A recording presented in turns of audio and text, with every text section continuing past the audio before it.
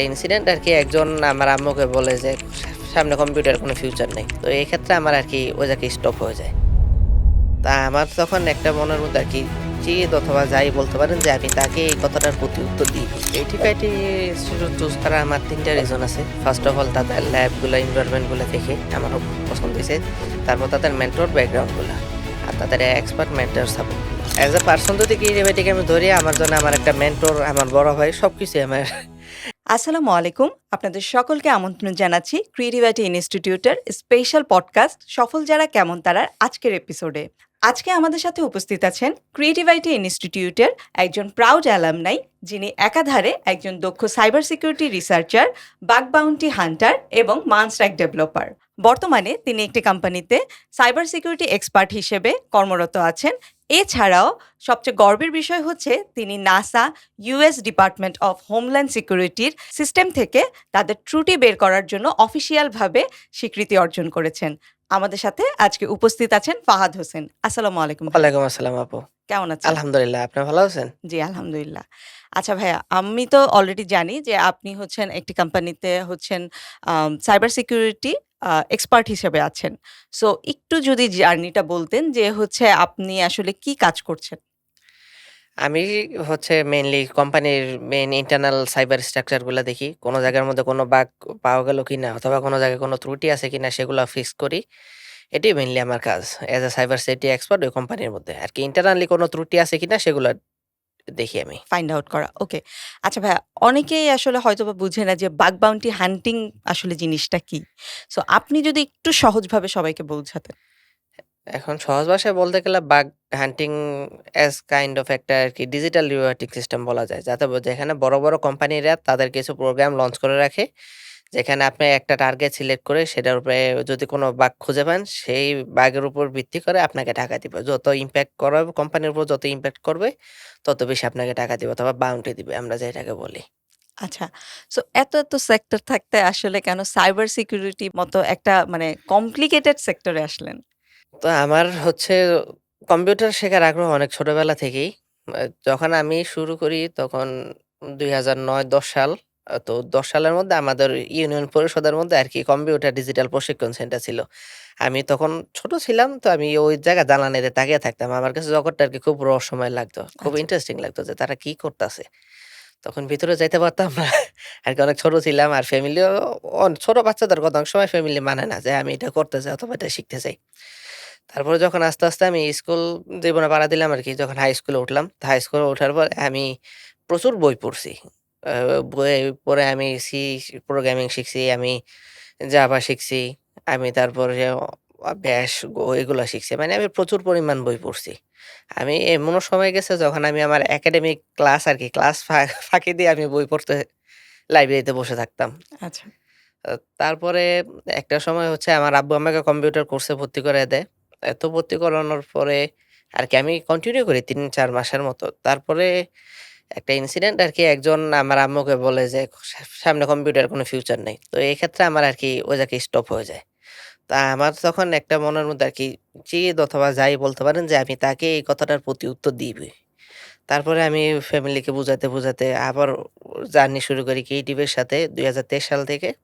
আচ্ছা, তা আজকে কোর্স শেষ করার পর আমি এই জায়গায়। আচ্ছা। তো ক্রিয়েটিভিটি ইনস্টিটিউটে আপনি সাইবার সিকিউরিটি কোর্স করেছেন। জি। এর পাশাপাশি তো সম্ভবত আরো কোর্স হ্যাঁ, করেছেন। মানসট্রাক কোর্স করেছি। আমি আবার সাইবার সিকিউরিটি অ্যান্ড নেটওয়ার্কিং ডিপার্টমেন্টে ইন্টার্নশিপ করছি ৪ মাসের আরকি। আচ্ছা, ক্রিয়েটিভিটি হ্যাঁ, ইনস্টিটিউটে। ওকে। সো মানস্ট্যাক ডেভেলপমেন্ট প্লাস হচ্ছে সাইবার সিকিউরিটি মানে মাল্টিপল কোর্স করার আসলে রিজনটা কি? আমার মেইন টার্গেট হচ্ছে আমার বাগ বাউন্টি নিয়ে কাজ করা। সো সেক্ষেত্রে বাগ বাউন্টি হচ্ছে কেউ স্পেসিফিক টার্গেট দেওয়া থাকে যেমন মানুষের IoT ডিভাইস, দেন মোবাইল অ্যাপ্লিকেশন, ওয়েব অ্যাপ্লিকেশন এগুলোর উপরে আরকি টার্গেট নিয়ে মানুষ কাজ করতে পারে। তো আমার ইচ্ছা ছিল যে আমি ওয়েব অ্যাপ্লিকেশনের উপরে কাজ করব। তো সিম্পলি ওয়েব অ্যাপ্লিকেশনের ত্রুটি খুঁজতে গেলে আমার তাকে বোঝা দরকার যে একটা ওয়েবসাইট কিভাবে কাজ করে। অথেন্টিকেশন, অথরাইজেশন কি? তো এটা বোঝার জন্য আমার আরকি মাল্টিপল কোর্স করা। সাইবার সিকিউরিটি পরে আবার মানস্ট্যাক ডেভেলপমেন্ট। ওকে। সো এখন যে প্রশ্নটা আসলে আ মার্কেটে আসলে এত অপশন থাকতে আপনি ক্রিয়েটিভ আইটি ইনস্টিটিউটকে কেন চুজ করলেন? তো ক্রিয়েটিভ আইটি ইনস্টিটিউট চুজ করার আমার ৩ টা রিজন আছে। ফার্স্ট অফ অল তাদের ল্যাবগুলা, এনভায়রনমেন্ট গুলা দেখে আমারও খুব পছন্দ হইছে। তারপর তাদের মেন্টর ব্যাকগ্রাউন্ড গুলা। আর তাদের এক্সপার্ট মেন্টর সাপোর্ট গুলা। তো সবগুলোর ক্ষেত্রে আমি রিসার্চ করলাম। অনেক প্রাক্তন স্টুডেন্টদের সাথে আমি কথাও বলছি। ওই Facebook কমেন্ট থেকে তাদেরকে নক করতাম আরকি। নক করে আচ্ছা, তাদের সাথে আমি কথা বলছি। কথা বলার পরে ওভারঅল বিবেচনা করে আমি ক্রিয়েটিভ আইটিতে অ্যাডমিশন নিয়ে নিছি। আচ্ছা। সো এইটা তো আসলে ধরেন অ্যাডমিশনের আগে রিসার্চ করেছেন। হ্যাঁ, তো আপনি যখন অ্যাডমিশন হলেন তখন আসলে কেমন সাপোর্ট সিস্টেম আসলে পেয়েছেন বা আপনি যে আমার এক্সপেকটেশন নিয়ে আসলে আসছেন, সো সেইটা আসলে কতটুকু ফুলফিল হয়েছে? আলহামদুলিল্লাহ আমার এক্সপেকটেশন অনেক ক্ষেত্রে অনেকটা ফুলফিল হইছে। কারণ আমি আমার মেন্টর বিশেষ করে আমি মেহেদী স্যারের কাছ থেকে আমি যখন তাকে নক দিছি তখনই তার কাছ থেকে সাপোর্ট পাইছি। এ যেকোনো বিষয়ে তার কাছ থেকে আমি হেল্প চাইলে হেল্প পাইছি। তো আমার এই ক্ষেত্রে আমার আরকি ক্রিয়েটিভ এর সাথে জার্নিটা খুব ভালো ছিল। আচ্ছা। আ তো আপনি এখন যে আসলে কাজ করছেন, অনেকে মনে করে যে শুধু কোর্স করলেই বোধহয় আসলে হয়ে যাবে। বাট যখন রিয়েল ইন্ডাস্ট্রিতে আসলে যেহেতু আপনি এখন কাজ করছেন, সো আপনার কি মনে হয় যে আসলে রিয়েল ইন্ডাস্ট্রিতে কাজ করার জন্য কি শুধুই নিজেকে আসলে একটা কোর্স করলেই হবে? নাকি এর বাইরে আসলে কি করা প্রয়োজন? না, রিয়েল ইন্ডাস্ট্রিতে যখন একটা মানুষ কাজ করতে যাবে তখন কোর্সটা করার পরে তারা কোনদিনই পারবে না। কারণ কোর্স শেষে কোর্স হচ্ছে আপনার একটা রাস্তা দেখায় দিবে। ওকে। সেই রাস্তার উপর আপনার আরো অ্যাডভান্স লেভেলে যাওয়ার ক্ষেত্রে আপনার নিজেকে হাইটা যাইতে হবে। আ আমি আমার গল্পই বলি যখন আমি আমার কোর্স শেষ করছি তখন আমি আরকি ১ বছর আরকি খুব ডিপ্রেশনে ছিলাম যে আমি কিছু করতে পারতাছি না। সবাই কত কিছু করতাছে। তারপরে আমি Facebook থেকে আমাদের বাগ বাউন্ডারি কমিউনিটি আরকি বাংলাদেশ জয়েন হলাম। তারপর আমি যত এক্সপার্ট আছে বাংলাদেশে যারা কাজ করতেছে তাদের সকলকে আমি নক দিলাম যে আমাকে একটু গাইড করেন। কিভাবে কি করেন? তাদেরকে অ্যাপ্রোচ করলাম। তাদের সাথে কানেক্ট হলাম। তো তাদের কাছে কানেক্ট হওয়ার পরে আমার একজন ভাইয়া আছে সে আমাকে খুবই হেল্প করছে। ওভারঅল আরকি তার সাথে মিলেই আমি এই জার্নিটা শুরু করেছি। সে একজন পেন্টেশন টেস্টার হিসেবে কাজ করতেছে। এ তাই আমি বলব যে কোর্স করার পরে একটা মানুষ নিজে রিসার্চ করা এবং নিজেকে আপডেট করা, আপডেটেড স্কিল রাখা খুবই ম্যান্ডেটরি। তাই কোর্সের পরে কখনো সাকসেস পাওয়া যায় না। এক্ষেত্রে আপনার নিজের প্র্যাকটিস করা লাগবে must. Okay. Thank you so much. এখন আসলে যে বিষয়টা জানবো সেটা হচ্ছে যে আপনি নাসার সিস্টেম থেকে আসলে ত্রুটি খুঁজে বের করেছেন। সো ওই জার্নিটা একটু শুনবো এবং আসলে তখন আপনার কেমন লেগেছিল? তো এইটা আরকি মানে আমি হচ্ছে একটা টার্গেট নিয়ে বসছি যে আমি আজকে এই টার্গেটটা চুজ করব। তো আমার টার্গেটটা ছিল নাসা। তো আমি বসছিলাম হচ্ছে আগের দিন বিকাল ৪ঃ০০ বাজে। তো আমার এখন ওইটা মেথড অনুযায়ী কাজ করতে, খুঁজতে আমার সকাল ১২টা বেজে যায়। আরকি আচ্ছা, পরের দিন সকাল ১২টা বেজে যায়। প্রায় ১২-১৩ ঘন্টা পার হয়ে গেছে। তাই আমার চোখে ঘুম নেই। আমি তখন আরকি আমার শরীর চলতেছিল ব্লাক কফি। এই ব্লাক কফির উপরেই। তারপরে আমি এখন খুঁজতেছি। তারপর হঠাৎ আরকি আমার চোখে পড়ল যে এই জায়গায় একটা ক্রস সাইট স্ক্রিপ্টিং আরকি এক্সারসাইজ একটা বাগ পাওয়া গেছে একটা ডোমেইনের উপরে। তো সেক্ষেত্রে আমার আরকি আমার এক্সাইটমেন্ট দেখে কি আমি আরকি খুবই এক্সাইটেড হয়ে গেছি আরকি। খুবই আরকি আনন্দ যে আমার এত ঘন্টা আরকি ধৈর্য ধরে বসে থাকার পরে আমি আরকি একটা ই করতে বাগ খুঁজে পাইছি অথবা ত্রুটি খুঁজে পাইছি। তো সেটার পরে আরকি রিপোর্টিং প্রসেসটা ছিল আমার জন্য একটু আরকি ভয় ভীতিকর আরকি। কারণ অনেক ক্ষেত্রে দেখা যায় যে আমি একটা ত্রুটি পাইছি সেটা আগেই আরেকজন রিপোর্ট করে দিছে। আচ্ছা। তো রিপোর্ট করার ক্ষেত্রে তারা কাজটা করে কি একটু ডুপ্লিকেট দিয়ে দেয় আরকি। যাতে সে আগে রিপোর্ট করছে আমার রিপোর্টটা ডুপ্লিকেট হয়ে যায়। হুম। তখন আমি মানে আল্লাহর কাছে করতেছি আল্লাহ করতেছি যে আল্লাহ ডুপ্লিকেট যে না খাই। তো যখন আমার আরকি রিপোর্টিং তারা অ্যাকসেপ্ট করছে তখন আমি একটু মন থেকে শান্তি পেয়েছি। এবং আমি আরকি খুবই এক্সাইটেড। এটা আমার জন্য আরকি ফার্স্ট বাক ছিল আরকি।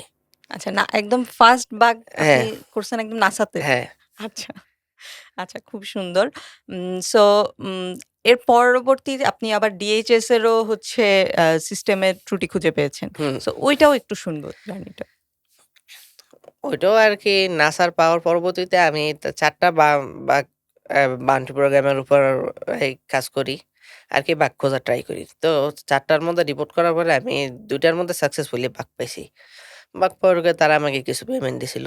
তারপরে আমাকে এক টার্গেট বলল। টার্গেট কি? আমার ভাইয়া আমাকে বলল যে, "তুমি এই টার্গেটটার উপরে কাজ করো। এই টার্গেটের উপরে কাজ করলে কি তারা তোমাকে রেকগনিশন লেটার দিবে।" ওকে। তো সেইটা পাইলে তোমার আরকি নিজের প্রোফাইলটা আরো ভারী দেখাইতে পারবা তুমি। তো আমি ভাইয়ের কথা অনুযায়ী কাজ শুরু করলাম।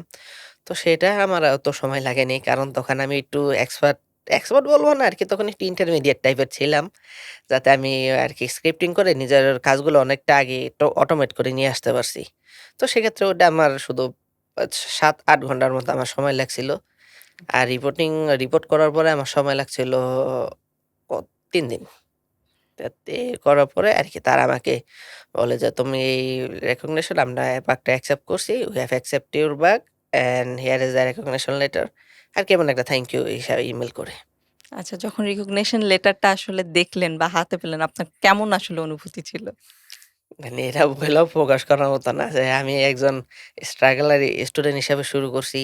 আবার মাঝখান দিয়ে আমাকে আবার কিছু কারণে আরকি স্টপ হয়ে গেছি। যাতে ওই যে একজন বলছিল কম্পিউটার ফিউচার নাই, ভবিষ্যৎ নাই। আরকি তখন আমার আরকি খুবই নিজেকে গর্ব লাগছে যে আমি যে টার্গেট করছিলাম যে আমি দেখাই দিব যে কম্পিউটারের ভবিষ্যৎ আছে কিনা, সেটা আমার ফুলফিল হইছে। তো আমি ওই কাজ থেকে আলহামদুলিল্লাহ ও আল্লাহর কাছে শুকরিয়া যে আল্লাহ আমাকে এই পর্যন্ত আনছে। আচ্ছা। সো যারা একদম বিগিনার বা আসলে সাইবার সিকিউরিটির সেক্টরে আসতে চায়, তাদের জন্য এজ আ বড় ভাই হিসেবে আপনার রোড ম্যাপ কি হবে? ফার্স্ট অফ অল তাদের আরকি বেসিক নেটওয়ার্কিংটা জানা, আর লিনাক্স কমান্ড সম্পর্কে আইডিয়া রাখা অ্যান্ড ডেডিকেশন তো থাকা লাগবে। আর প্র্যাকটিস একদিনে যদি ৮ ঘন্টাও প্র্যাকটিস করে সেটাও আরকি কম পড়ে যায় আমার ক্ষেত্রে। আমার প্রায় আরকি ১২-১৩ ঘন্টার মতো প্র্যাকটিস করার পরে আগে সারাদিন আমি ল্যাপটপ নিয়ে বসা থাকি আর বই নিয়ে বসা থাকি। আচ্ছা, তা এখনো? হ্যাঁ, এখনো। আচ্ছা, তো তাদেরকে আরকি একটাই অ্যাডভাইস যে প্র্যাকটিস করা লাগবে। সবসময় প্র্যাকটিস করা লাগবে এবং নিজেকে আপডেটেড রাখা লাগবে। যত প্রকার লিনাক্স ডিস্ট্রো আছে সেগুলার সাথে পরিচিত থাকা, কমান্ড লাইনের সাথে পরিচিত থাকা এমন আরকি কিছু।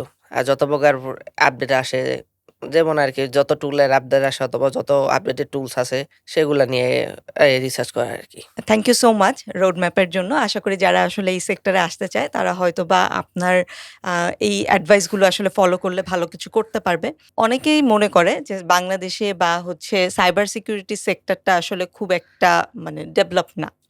সো আপনার কি মনে হয় যে বাংলাদেশে আসলে সাইবার সিকিউরিটির ডিমান্ডটা কেমন বর্তমানে? আচ্ছা, তো বাংলাদেশে সাইবার সিকিউরিটির ডিমান্ড আছে। সেক্ষেত্রে হচ্ছে বাংলাদেশে আপনার এডুকেশন থাকা লাগবে প্লাস এক্সপেরিয়েন্স তারা চায়। তো এই এখন যারা নতুন তারা তো আরকি এক্সপেরিয়েন্স হতে পারে না। মানে আমি মনে করি মানে 50-50 বাংলাদেশের মধ্যে। যে ডিমান্ড আছেও অনেক ক্ষেত্রে আবার মানুষ নাইও। আচ্ছা, মানে দক্ষ মানুষ নাই বাট ডিমান্ড হ্যাঁ, আছে। ব্যাপারটা তো এরকম, হ্যাঁ, রাইট? এরকম।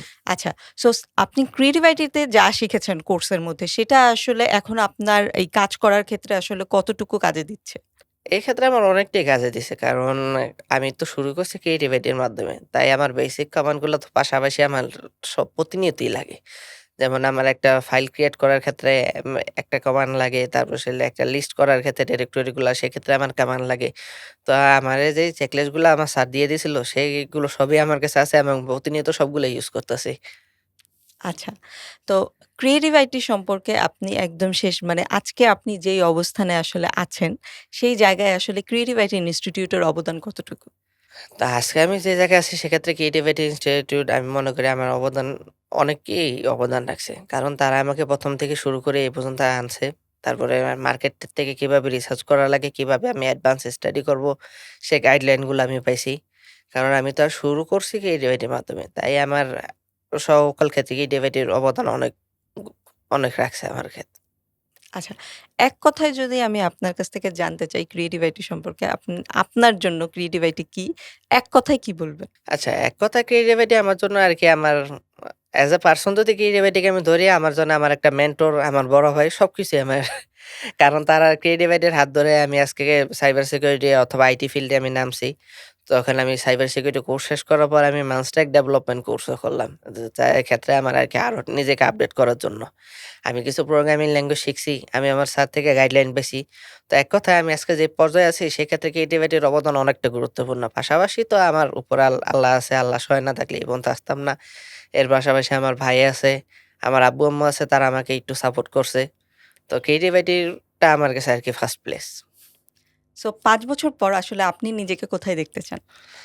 ৫ বছর পরে আমি নিজেকে Google অথবা Microsoft অথবা বড় টেক জায়ান্ট যারা আছে তাদের কোম্পানিতে একজন দক্ষ সাইবার সিকিউরিটি এক্সপার্ট অথবা ডিপার্টমেন্ট হেড হিসাবে দেখতে চাই। এর জন্য আসলে আপনি কি প্রিপারেশন নিচ্ছেন? এর জন্য আমি সাধারণত কিছু সার্টিফিকেশন ট্রাই করতেছি। যেটা আরকি হাই ভ্যালু সার্টিফিকেশন যেমন OSCP, CEH এইগুলা। এর পাশাপাশি আমি নিজের প্রোগ্রামিং স্কিলগুলো আরো ডেভেলপ করতেছি। যাতে problem solving skill, logic building এগুলো আরো নিজেকে ইমপ্রুভ করতেছি। এর পাশাপাশি মার্কেটের জন্য কিছু টুলস আরকি ডেভেলপ করতেছি। পেইড টুলস আরকি যেটা সিকিউরিটির ক্ষেত্রে সবারই হেল্প করবে। আমরাও এটি প্রত্যাশা করি যে আপনি ইনশাআল্লাহ গুগল কিংবা মাইক্রোসফটের মতো কোম্পানিতে কর্মরত থাকবেন এবং আমরা এটা প্রাউডলি সবার কাছে বলতে পারবো। ইনশাআল্লাহ। ওকে, থ্যাংক ইউ সো মাচ ভাইয়া। আসসালামু আলাইকুম। ওয়ালাইকুম আসসালাম।